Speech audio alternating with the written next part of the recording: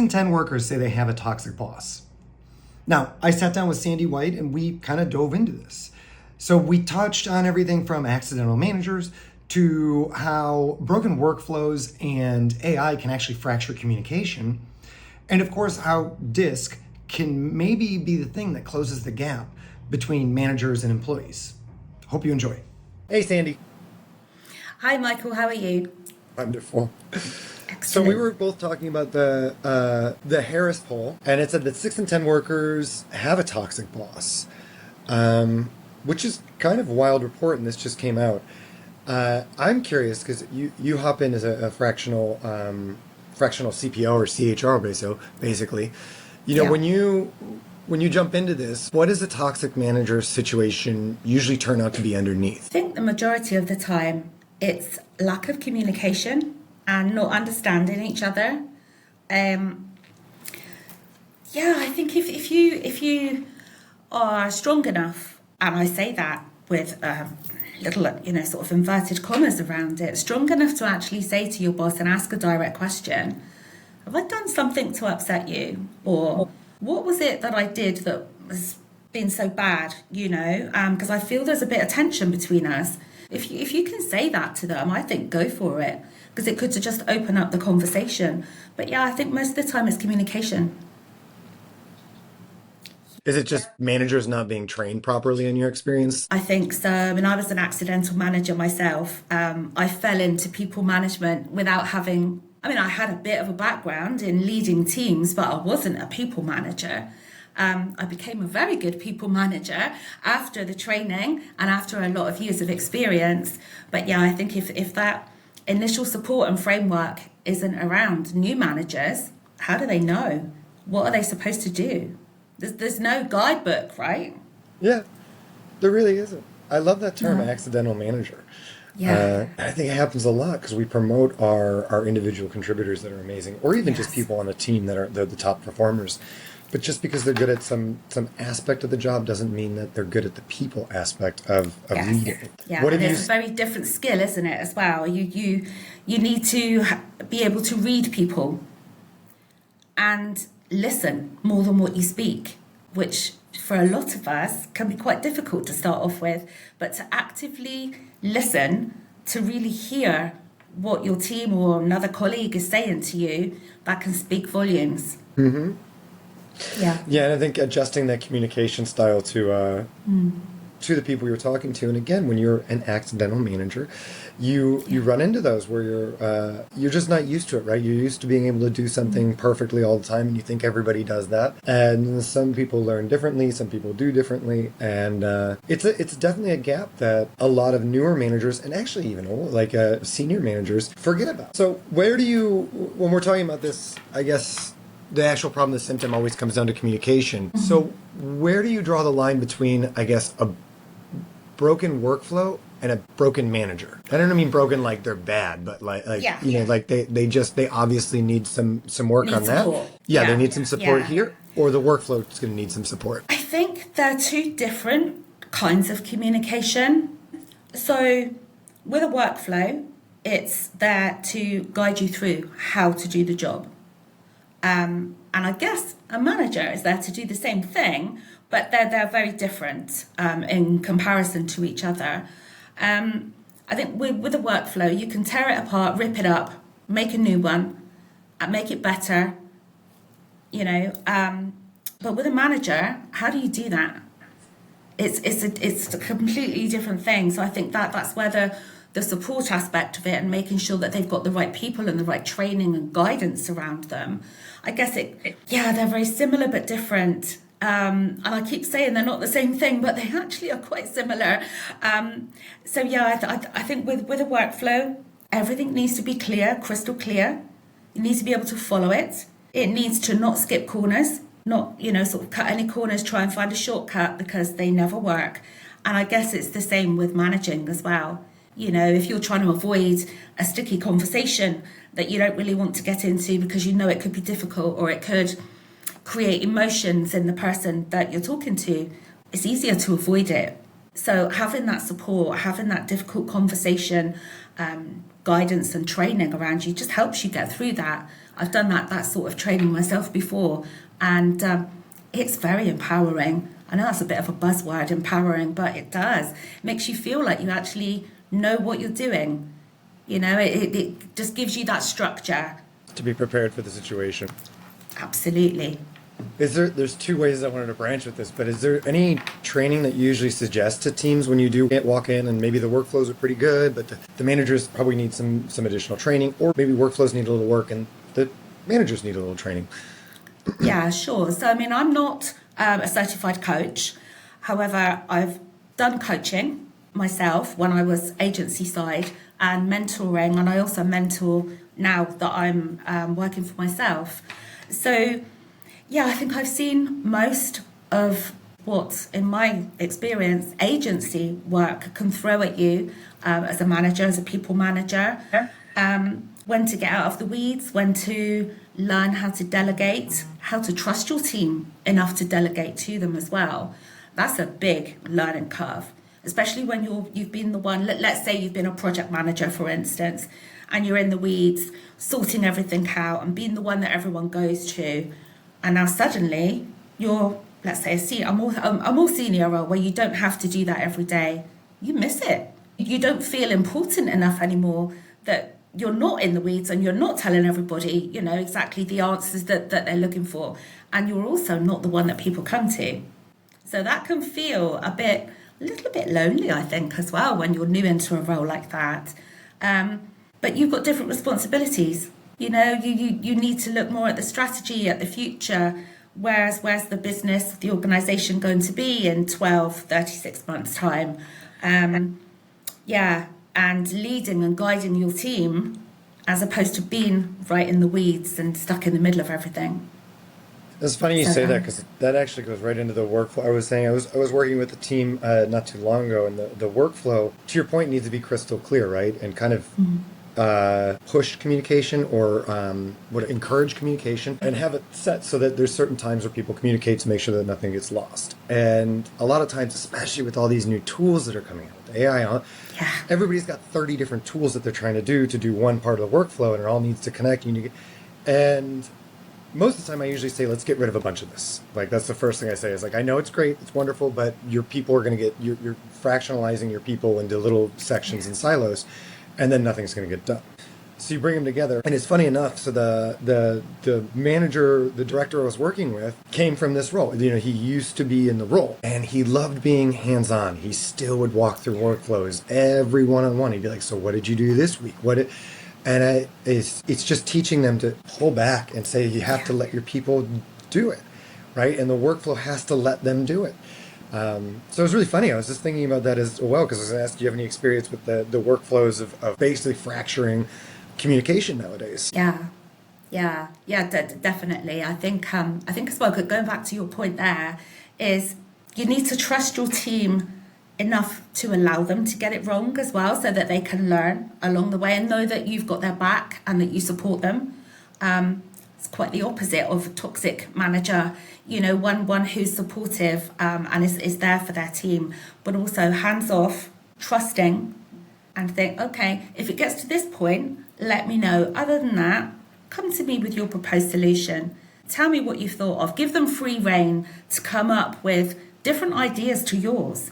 And then they could blow you away completely, you know, with their thoughts and their ideas. And it's come from them. It doesn't have to be from you. I think that's a fabulous part of being a more senior people manager, is then watching your team flourish and really come into their own when they're given that freedom. And it comes down to that trust again. But sorry, you mentioned about workflows with communication. Mm-hmm. Yeah. I was saying, have you seen that? Because that's what I've actually been seeing recently with my clients and people I've worked with, is that the workflows are basically breaking communication, because it's siloing people with these agents and all these wonderful things, or multiple tools and too many touch points where you're no longer able to have these people collaborate and get these ideas from other people to find, I guess, unique solutions to something.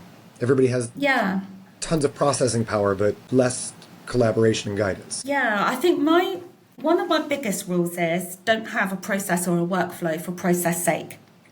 And it was one of the things that I lived by when I was agency side. You can have guidance. Guidance is fluid, and you can make of it what you will. It's not set in stone. It's just advice. But then a workflow and a process is to get you to the end goal. And so that anybody who comes in and, let's just say, worst case scenario, get run down by a bus one day. I know it's horrible, but these things happen. If somebody else needs to come into that role, they need to be able to pick up where that person left off while they're convalescing. They need to be able to see, okay, step 5, I've got to do this. Then I've got to go and ask X about how to do step 6 and 7. And so it's all there for them. But yeah, I don't like process for process sake. Have it where you need it, but don't have it just for the sake of it. Is it up to the manager? Yeah, you're taking away that opportunity for collaboration and sparking ideas and all of the things that you mentioned. And is it up to the manager to make sure that I guess the process is documented enough where anybody can walk into the role without removing all that possibility of innovation for a buzzword? Yeah, I think in the day-to-day, if you're delivering whatever the thing is in your day-to-day, whether you're hiring as a talent acquisition or recruitment specialist, whether you're a project manager, client service, account manager, you're delivering the day-to-day, and in your normal day-to-day, you might come across some challenges that aren't covered in a document. Perfect idea to get around a table or on a Zoom and talk about it, hash it out. There's no wrong answers, where you can just brainstorm, see what's going to work for everybody, take that to the manager and see if that can be implemented. If you think it's better than what's there already, or if you find a better way of doing something that's easier, still gives you the same result, but you don't have to go through 3 steps to get there, only 1, or not 5, but 2, do it. It's all about efficiency and working together to find the best way to deliver at the same level of quality. And I think having the issue I always find with that is that the manager, going back to the toxic managers, the manager is not always open to hearing this or always the best at receiving this information. So therefore, the people do not feel safe enough to speak about maybe some adjustments they could make to drop it to 2 steps from 5 steps. Therefore, kind of just breaking everything we just said. Yeah. Which I think kind of goes full circle, is that we need better training for our managers, or better this. And then again, back to the poll, what was it? Less than almost half of the people that responded said that they believe their companies are investing more in AI or tools than their own development of managers. Now, granted, we're working workflows and all that, what would you suggest to companies when investing in their managers? Like what should be done before, what determines what to do it? If half the people are already saying like, hey, I wish you would stop doing AI and just tell my manager how to take some of my ideas. Yeah. Where would you go about this if you walked into a company today? I think if I use the onboarding process as an example, let's say you've fixed your foundations and then you've added your HR information system, people operating system, and that's now taken automation to the next level for onboarding. So your HR team have then all of a sudden got a bit more time, a bit more breathing space, which every HR team is basically dreaming of. Yeah. To support them best and to, I think, help them be more valued in the business would be put them on some strategy training courses. Where do they want to go? What's their career progression? Let AI do the admin type work and let your existing team focus on what's valuable to them and to the business, because if they're doing something that they love, they're going to give it their passion, they're going to give it their all. So yeah, if you've got somebody that wants to be more strategic in HR, or they want to go down the data analytic route, for instance, support them in that respect. You've got all this time back from what AI has helped you with making your onboarding process automated, more efficient, faster. Invest it in the ones that are going to be there for you and who know your business and want to give back to your business, because AI doesn't sit there at the next desk to you thinking those things. It doesn't have that loyalty that your team will have, and it will never fit into the culture like a human will. So yeah, that would be my kind of thought process on it. suggestion. Yeah. Do you think managers nowadays are set up to fail? I mean, I know they went in the study, they also went into Gen Z, and Gen Z actually feels a higher percentage of their boss is toxic, and they also are more, they have a better chance of speaking up. Like, they speak out more against their toxic boss. So, again, I don't think we're blaming all the managers. At least that's the sentiment I'm getting.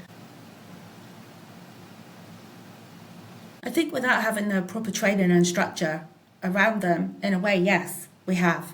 But then also, I did a lot of research. I looked online. I was fortunate the internet was around when I was a manager 30 years ago. Wouldn't have been the case.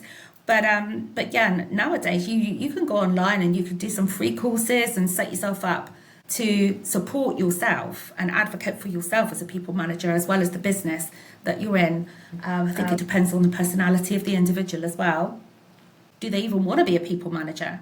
They've accepted that role and that promotion, and the part that they don't really want to do is the people part. I get it. Some people aren't people. Yep. I am a people person, and I loved that aspect of the role, even though it wasn't in my future plans. But yeah, I think are we setting them up to fail? Sometimes, yeah. Sometimes when we're not giving them the support that they need for the expectations that we're asking them to deliver in their roles. Yeah. Is there any kind of support that you think right away that every manager should have? Like, is there a set kind of thing that you... I don't think it's a set thing, because everybody learns differently. For me, I learned a lot from my manager at the time, and he was a great mentor to me, and I could go to him with anything. I'd always take what I believed was a solution, and he either agreed with me or we talked about it to find a different route. And that was always eye-opening, because it just, using his years of experience and learning from that made me a better people manager, and then HR's door was always there. And also the chief people officer, I could always go to her and ask a question if I was unsure of anything.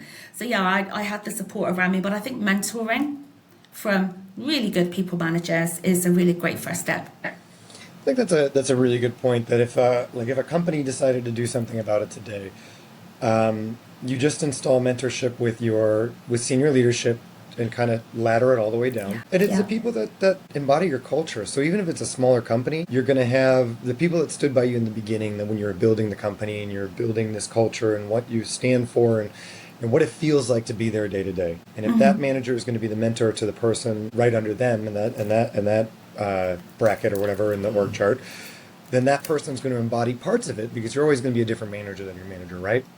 Yeah. But yeah, I think mentorship is something very underutilized and very human, and also forces them to become better communicators. Yeah, definitely. I mean, you have to share what you want to get out of that relationship. That's one of the first things. How can I help you? Where do you need me to support you? Is there an issue? Is there a goal that you're working towards? What is it that I can support you with? And just really be open to hearing what they have to say and giving them a safe space.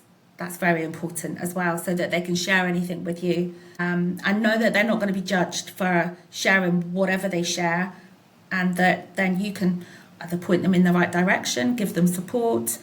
I love mentoring. I do it currently, and it's the one thing. Is if out of any call that I have in the week, a mentoring call is the one that I look forward to. Yeah. Yeah, I love it. I had a mentor. Same thing when I first got into leadership. I had a wonderful mentor.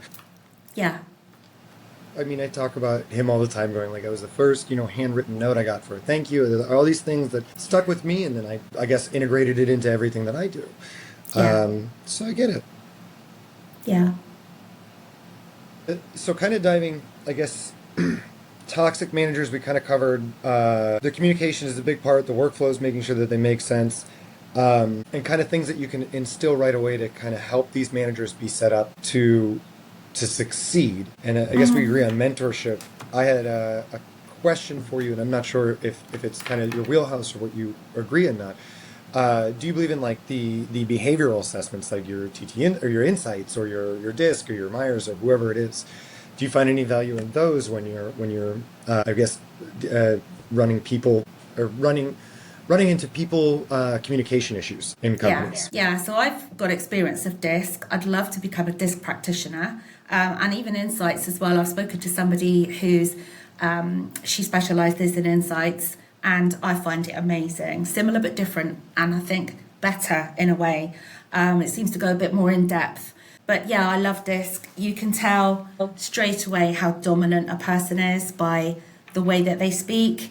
Are they detail oriented to be on the conscientious side? Are they outgoing? Are they supportive?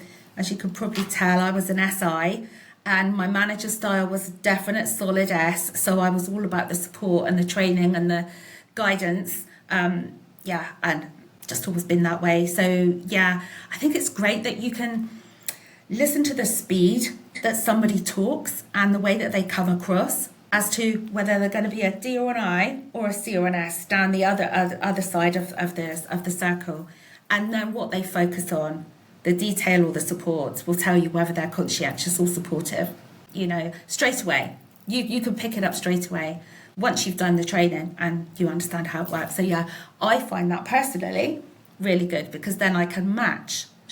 And if I need to up my game and become more dominant, which I feel most uncomfortable with, but I can, and I can be more challenging and not be afraid to challenge their ideas, you know, and equally, I can get into the detail. So I think, yeah, for me, the dominance aspect, I find the most struggle because that's the smallest portion of my disc that I have. The other three colours I can ease into quite happily. But yeah, the dominance, not so much. But yeah, it's very helpful. It's one. I am a DISC practitioner, and I fell in love with it. My first manager, who was a mentor, gave me one and said, "This is how you work." And watching myself change over the 15 or however many years it's been, I actually grew. I never had a strong D like you, and then it's finally kind of grown in, I guess, and kind of knocked my C out of there, which is sad, but I am happy that you're very familiar with it, obviously. Yes. Because I think that's another tool to avoid this toxic management is kind of everything we said, but also this just behavioral assessments and insights is something I'm not as familiar with, but I know it follows the same guidelines as DISC, where it's and people can understand this very quickly. So as you're saying right away, you're like, I know this person's a C, so I know what I need to come and talk to us. We're going to talk numbers. Exactly. We're going to show them. And that just doing that small thing, I think, would stop a lot of that toxic feel because the person at least feels understood. When you first did your DISC training, when it was delivered, and you were there, understanding who you were as a personality, after you'd filled out all the questionnaire, what was the biggest sort of revelation to you that you didn't realise you had in your personality and the way that you were?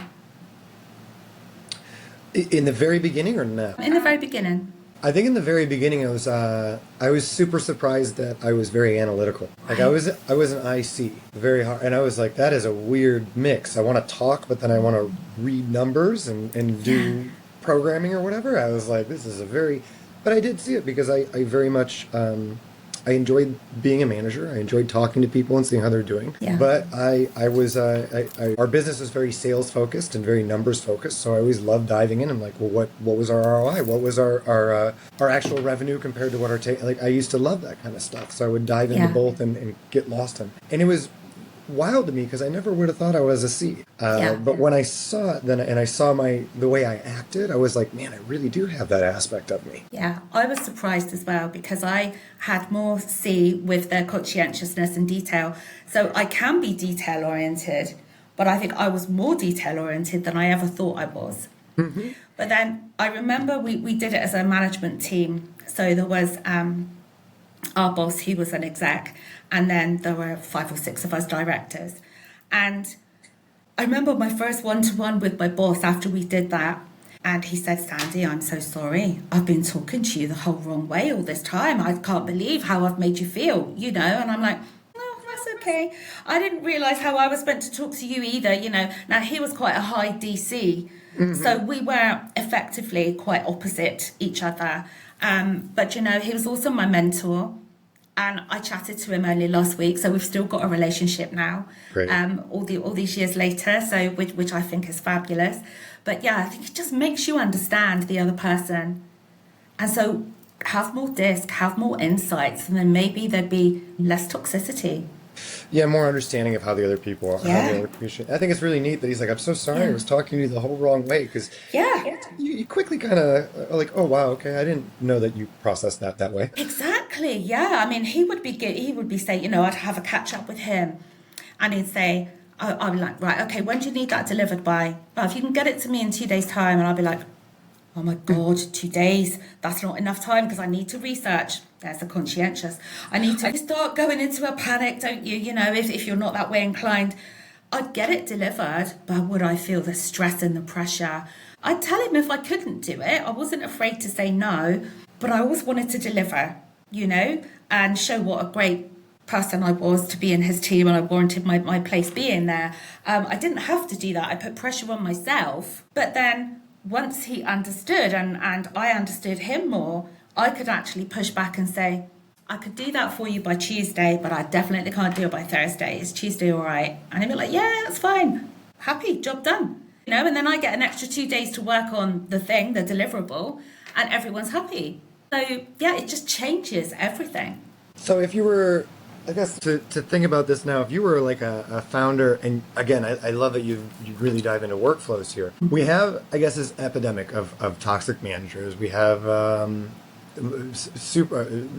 most amount of generations in a workforce, and something, I don't know how many years or whatever, but I know I was reading about that we have 5 generations, and the older generation staying, and the younger generation is, you know. So we have all this going on for our managers, and they're being squeezed. We're having AI come in and agents. What would you suggest to a founder? You know, let's say they don't have an L&D program, or they don't really have an HR department or something like that. Yeah. What would you suggest to them to really, I guess, make their workflows, because they have to be big on those. They have limited resources. Their workflows and their people kind of work together without causing toxicity of managers, or even, you know, toxic employees, where they just don't want to do it. You know, it can go both ways, in my opinion. I think maybe everybody says your manager is toxic, but you can have a toxic employee too. Just ruins the team. Absolutely. I think get your foundations right first. Even if you've only got a few people working with you, get your foundations right, so that when you bring on another employee, you know exactly what they have to do. These will evolve as the company grows and scales and gets a lot bigger, more people coming in. Oh, there you go. There's the process. It works for everybody. We're open to change. Always be open to change. Because things can always be improved, and different people have got different ideas. But I think as well, be open to AI. Absolutely. Make sure you fix your processes before you put the AI in. And then when you've got your staff in there working with you, your employees, they have the AI to, I don't want to say low-hanging fruit because it's such a horrible description, but yeah, the more menial admin tasks, and then they can focus on the skills that AI can never do, that gut feeling, communication skills, that how to read a room when you know that something's not quite right, you know, and all of those soft skills that actually are pretty hard skills in a way, because if you have them, you'll go so much further. You know, and that being able to read the room and having conversations without fear, being able to speak up. So to a founder, have an open door policy, but just an open working environment, I think, where everybody's free to challenge respectfully and encourage that radical candor that would probably be useful for a toxic manager as well. You know, radical candor. Yeah, that honesty. That this is what it feels like for me. You know, oh, I didn't realise it made you feel that way. Okay, and just makes you keep a check on yourself and the way you're behaving. I think that's good for everybody. But just have that openness for conversation and talk about all the stuff, not just the easy stuff, the hard stuff as well. And I think it allows others to be more respectful of you when you're honest. transparent and you can share openly without feeling that you're going to be judged or sacked for, for the worst case scenario, for having a different opinion to the CEO or whatever. Hopefully not, but you never know. For me, honesty, transparency, openness, communication, Something I and think you solid can foundations. bake into a culture right away. I do believe that. Like you said, open door policy too. Because I mean, I know it's a cliche, and I think it's probably a little bit old and dated, but I still understand what it means. This is you come with me whatever you need, whether it's hard or easy or you think it's silly. I want to know about it, and I won't give you an answer, but I'll ask you questions for you to figure out what you want to do with it. Exactly. And I used to be the same. I remember when, eons ago now, as you know yourself, and my status on my Google Messenger used to be, my door is always open, No, people did used to come and knock on it, but I think they probably looked at it and rolled their eyes quite a few times, but it's true. And like you say, ask questions, let them come up with the answers. That's what makes a great manager. So we sit here today as great managers, which is why I think we're so experienced enough to be able to talk about this subject. But and it is dated for sure. It's dated in some senses, but I think maybe some of that dating needs to come back.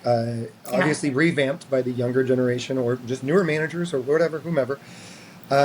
Because it is concerning that 6 out of that poll was concerning, and that's why when we were talking about it, I thought this is a good subject because that's 60% of people. I mean, if you have and team sizes are growing, so that means more than half your team thinks that you're toxic. That's insane to me.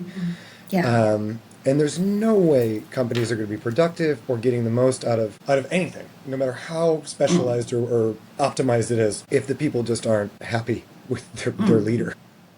Yeah, exactly. I mean, if any of my team would have ever thought of me as toxic, I would be absolutely mortified. Mortified. I remember we used to do 360 performance reviews, and within that was their section to feedback about me as their manager. And I would be always like, oh, this is the bit that I don't like the most, because a lot of the time they'd be telling me lovely things, and I'd bask there in the glow of their admiration and all of that stuff, But then there are times when there's really difficult conversations to have, and it's like, is there anything I'm doing that really gets on your nerves and you want me to stop? Is there anything I'm not doing that you really need me to do more of because you need it more? Do you need more support? Do you need me to be there, by your side, taking you through something? So, I think that is also a very good opportunity during 360 to feedback how you feel yours and your manager's relationship is going. Lay on a nice few compliments, because that always goes down well, but tongue in cheek. But I think it gives an opportunity a couple of times a year, and you should have that opportunity in regular one-to-ones as well, but baby steps. Speaks to you as a manager, though, that they felt safe enough to kind of give you that harsh feedback. That is my only disagreement with 360 feedback, is that sometimes when you have a boss and you really don't get along with them, probably won't say anything. There has to be a different space for them to be able to say something for them to adjust. But again, if you're a good manager, or you're trying to be a good manager, you know how to be a good manager, and you create that safe space, and you can say that, and you will try to adapt and adjust, right? As you said. But I think we all hope that if we ever get those 360s, we always get the happy ones of, no, you're doing awesome, thank you. Absolutely. Every single time. I'll take those every day of the week. Well, Sandi, you have anything you want to wrap up and talk about with the 6 out of 10? Anything we didn't cover? I don't think so, actually. I think we've covered everything that I expected. The time has flown by, and I've really enjoyed it. Thank you so much for chatting with me. This has been a blast. Oh, thank you. Thank you so much.